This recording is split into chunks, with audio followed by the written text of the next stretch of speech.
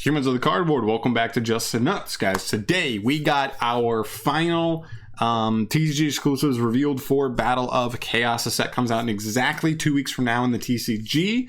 A bunch of the content creators got to open multiple, sets a piece for the product, and so we got all that stuff revealed today. So we got technically 19 cards to go through. I guess technically 18 actually, because we already know 2 of them. But yeah, let's just get into it. We got a lot of cards to break through, and hopefully there's a couple hidden gems in here. Let's check it out. So starting off here, we get to Dragonbite. Funny enough, it's actually an insect tuner monster. Ooh, so weird, but whatever.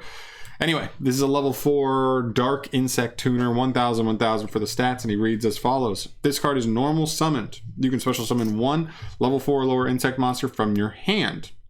Okay, pulls a monster out of the hand. Not too shabby, actually. Secondly, you can banish 1 level 4 lower insect monster from your hand, graveyard, or field to target a face-up monster you control. Increase its level by the level of the banished monster until the end of this turn. Also, not the worst thing in the world. Level modulation potentially could get you a banish for Resonance Engrave. Honestly, not a horrible card, and it looks cool too. I do like the design of this card. All right, we'll take that down as like a decent card for sure. Next up here we have Flower Dino. This is a Earth Dinosaur level 4, 2000 attack, 0 defense monster here. He reads as follows. He cannot be normal summoned or set. Interesting. Must be summoned by his own effect. You can only use each of the following effects once per turn. If you activate a trap card or effect, or your opponent activates a spell card or effect, you can special summon this card from the hand. And if this card is sent to the graveyard, you can target 3 banished spell or trap cards. Oh, period. Just any 3 banished spell or trap cards. Place them on the bottom of the appropriate decks in any order, then draw 1 card. Interesting. You have to get 3 spell or trap cards banished total to make him work. But I could see, I don't know. He's like multi-faker, but like doesn't have a disruption effect or engine effect really. So interesting, but probably not doing enough really for what we want. Next up here we have Rock Scales. It's actually a level 5 fish monster. Pretty interesting. 2100 attack, 1600 defense. It's water, of course. If this card is special summoned, you can target 1 other face-up monster on the field and equip that face-up monster to this card. It's not the worst removal in the world. Targeting, but non-destruction or anything. Nice. And at the start of the damage step, if this card battles an opponent's monster with the same type and attribute as the monster card equipped by this card's effect, you can destroy that opponent's monster. Not a huge deal. It's just like a battle phase removal kind of thing. Like it's like a construct pop, but it's conditional. So not too worried about that. But the removal's not horrible. I know we have ways to summon this out of the deck, like with the new card Abyss Shark, but does Abyssal Shark negate the monster it summons out of the deck? I honestly don't know, and I know Buzzsaw negates the monster it summons. So if both of those are negating this guy, then I don't think this guy is very good, just on the basis that he's level 5, not normal summonable without a tribute. So yeah. Moving on here, we've got a fusion monster called the Great Double Casted Caster. He's a level 8 he's a level 8 spellcaster, 0 attack, 2600 defense, so big old booty. And he requires 2 non-effect monsters, hilariously. He gains attack equal to the combined original attack if any ritual, fusion, synchro, exceed, or link monsters use this fusion material for this card. This card can actually attack directly, and if this card is destroyed by battle or card effect, you can target one of your non-effect monsters that is banished or engraved and special summon it. Interesting card, but like there's no real payoff here. It's just kind of a beater that can kind of poke directly and has an okay float effect. So yeah, just kind of mediocre for me. Next up here we have looks like an ultra rare called Soul and Luna. This is a quick play spell. This card reads, target 1 monster you control and 1 monster your opponent controls. Apply the following effect on each monster depending on its battle position. Okay. If it's face up, change it to face down defense position. If it's face down, change it to face up defense position. You can only activate 1 per turn. This card's not actually horrible. I just think like you definitely lose flexibility with this card. In the sense that like you already have to have a face up monster to do it, or not even face up, you just have to have a monster on the field to do anything.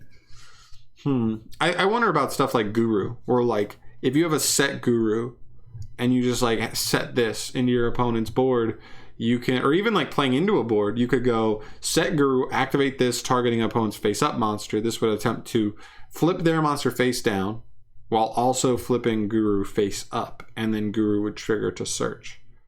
There's interesting interactions here, but I think overall the fact that this card needs you to have a monster as well, and you're messing with its position, like you never want to be flipping a face up monster face down really on your side. That's never really going to be too advantageous. I think it's probably just too conditional, where like something like Book of Moon is probably just too generically more flexible, and it'll probably be better overall. So yeah. Then we get to Libromancer stuff. We've already talked about Geek Boy. When he's special summoned, he can search a Libromancer spell, and he can reveal a ritual in hand to special summon himself. He's fine. He's also a level 3 psychic, so E-Telly can actually just turbo him out of the deck, which is pretty good. There you go. And next up here, we have Libromancer Magic Girl. She is very cute, of course, very interesting. And what's interesting is they actually don't keep that typing going forward. It's because she is a spellcaster level 4 water monster. Very interesting. 600 attack, 2100 defense, so the big rump. You can reveal one ritual monster in your hand, special summon this card from the hand. Okay.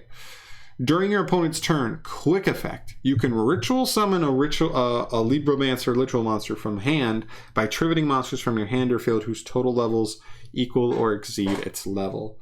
So this card's just quick effect ritual summon on the opponent's turn.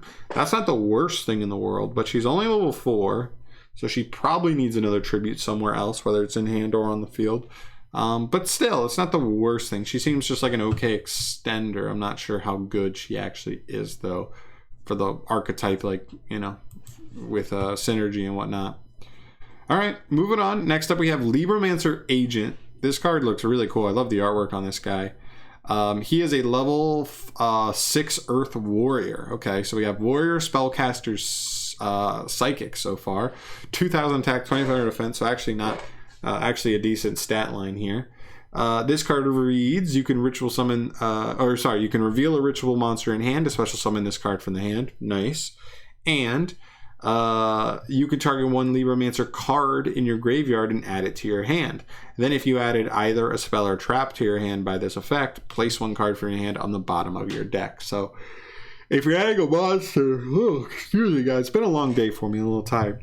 If you're adding a monster up of this, you don't have to do anything. It's just a raw +1. But if you're adding a spell or trap, you are going to have to put a card from your hand back on the bottom of the deck. Interesting. Not a bad card. Extends and then gets you recovering. It's also higher level, so we'll see what the level of the rituals are. First of which, we finally get to a ritual. This is Libromancer Firestarter. I love that he's only a 3. Let's see how good he is, though. Because he's a Fire Cybers level 3. So wonk, but technically he's searchable by Signet Mining. 18 for the stats, actually not terrible. You can ritual summon this card with Libromancer card. If this card is ritual summoned by using a monster or on the field, it cannot be destroyed or banished by card effects. It's not the worst. That's pretty decent protection. That means like what? It's got to be bouncing, shuffling, sending, or like tributing. Is that like every other kind of removal or battle being destroyed by battle?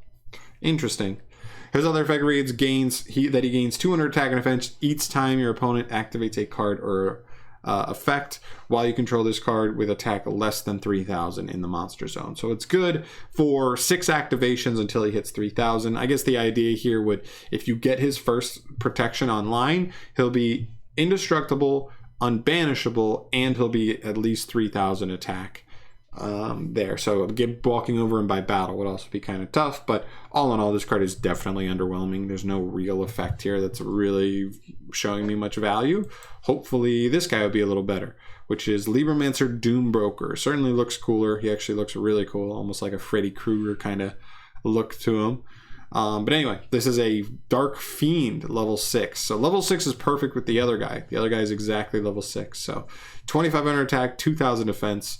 And there you go. He can be ritual summoned with a Libromancer card. If this card is ritual summoned by using a monster on the field, it can attack directly. Okay, not too crucial of an effect to try and make sure it has, so I like that a lot. So yeah. You can only use the second effect, or each of the following effects once per turn. During your main phase, you can set a Libromancer trap from your deck. Okay, just for free. Marionette effect, like set a trap. Nice. And the other effect is when this card inflicts battle damage to your opponent, you can target a face-up monster your opponent controls and shuffle it into the deck. Both solid effects on the second effects, for sure. Free +1 on a trap, hopefully that will be a decent disruption, but also that last effect there, it just has to inflict any battle damage, and obviously with the first effect he'd be able to attack directly, so you wouldn't even have to worry about being bigger than a monster. But inflicting damage with a 2500 monster is not going to be that hard at the end of the day, so getting that shuffle should honestly not be the hardest thing in the world, especially game 1. Alright, next up we have the field spell. We saw this card earlier. On activation, it searches a Libromancer monster. That was very necessary for the archetype. It's also essentially your ritual spell at the same time. Just gives you a non-once per turn, you can just perform a ritual summon for a Libromancer, which is really sweet. So, really good card for the archetype, 100%. And I think this is the last card. Yeah, this is the last card for Libromancers. It's actually the trap, the first trap we get for the deck. When your opponent activates a card or effect, okay, target one Libromancer ritual monster you control, return it to the hand, and if you do, negate the activated effect. Then you can special summon a Libromancer monster from your hand or graveyard. Kind of crazy, kind of a lot going on there, but that's pretty good. All in all, it is a negate. It doesn't negate and destroy, which is important to note, but this is pretty good, right? The idea would be if you can just get to this guy, you use his effect to set this going first, then you have at least one Omni negation, which when you fire it will bounce this guy back to hand, and then ideally you would have your Geek Boy engraved. So you could just reborn the Geek Boy, and then Geek Boy would get you a search for a second copy of the field spell so that you'd have another monster coming in next turn to then keep grinding. That, or you could theoretically summon this guy back from grave, and he wouldn't trigger, but if as long as you feel comfortable your opponent's not going to be able to like take him off the field, you then like just to get into your turn, just to begin your turn pretty much, you're just going to add a card from grave back to hand, which is actually pretty good. And he's already level 6. You should already theoretically have the field spell on the field, and you'd have the level 6 ritual in the hand. So pretty good all in all, I think. Very cool. It's a nice start to the archetype. You've got a decent trap, a really good field spell, one really good monster in Geek Boy. The other two are interesting. I'm just not sure how well they'll work yet. This is the main miss for me, and I think the boss monster is honestly decent as well, just getting you a solid trap card. So hopefully they flesh this archetype out in the next one. We've been seeing this where Konami wants to start with only like 7 cards out the gate, and then they get like a whole nother 7 cards in the next set. So hopefully this works like Plunder. This gives me hard Plunder vibes, right? Like you see the potential out the gate, couple really good monsters like Whitebeard and Redbeard. We just don't see it all together yet. And then hopefully next set we'll get 7 more solid cards, and this will feel like a really full playable archetype. Can't wait to see what comes out there. All right, moving on, let's finish up with these generic cards. We've got Fire Opal Head. This is a vanilla, has no pendulum effect, has no monster effect, but it's just a level 6 fire dinosaur, 2500 attack, 1000 offense. Okay. Next up here, we have some of the doll cards. We have actually Doll Monster Miss Madchen, 0/0, just vanilla level 4, but she's searchable via some of the other cards. Same thing with Doll Monster Bear, 0/0 level 4, but just a wind beast instead of a light fairy. Okay. Then we get to some other cards. Smoke Mosquito. I believe this was in the OCG for a while before we actually just got it imported now. It's kind of a damage card. During damage calculation, if you would take battle damage, you can special summon this card from the hand. If you do, the damage you take is cut in half, and then you end the battle step after that attack. Also, you can target one face-up monster you control. This card's level becomes the same as that monster's until the end of this turn. That's actually not the worst thing in the world. Just being able to copy a level to guarantee like an Exceed play. That's interesting. But yeah, just kind of like a damage card. Next up, we have Nauru Ares the Vernal Dragon. This is also a OCG promo. If this card is in your graveyard, you can send a level 5 or higher monster from your hand to the graveyard to special summon this card, but banish when it leaves the field. It's actually a pretty good revival effect. If this card is destroyed by battle, or if this card in its owner's possession is destroyed by an opponent's card, target one card your opponent controls and banish it. So, just if your opponent has to out this via destruction, you can actually punish them for it, but still not the most consistent like punish effect there.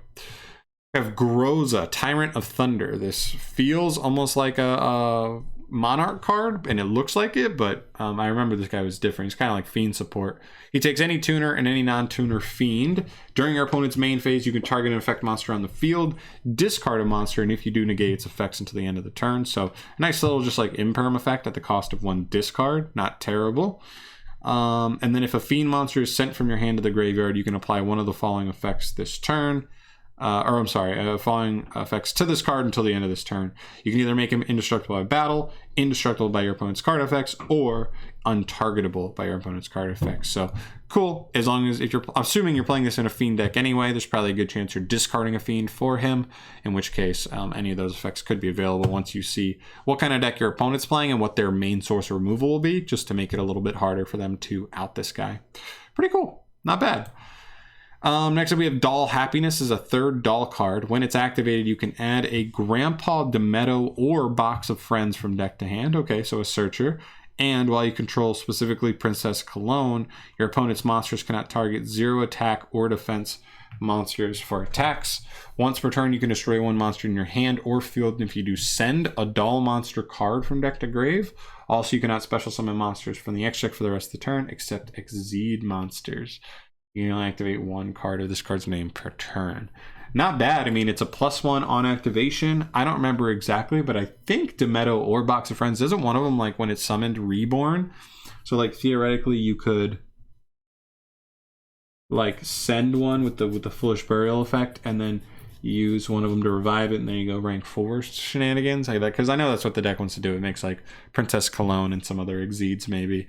But it's more of a fun deck than anything. Kind of creepy, actually, although all things considered. And the last card we have here today is Smile Potion. If your opponent controls a monster whose current attack is higher than its original attack, so just any monster with a buffed attack stat, while you control no monsters, draw 2 cards. So it's just like the most conditional, horrible Pot of Greed, but, you know, Pot of Greed nonetheless. So I guess you can get it to trigger, you're in a good shape.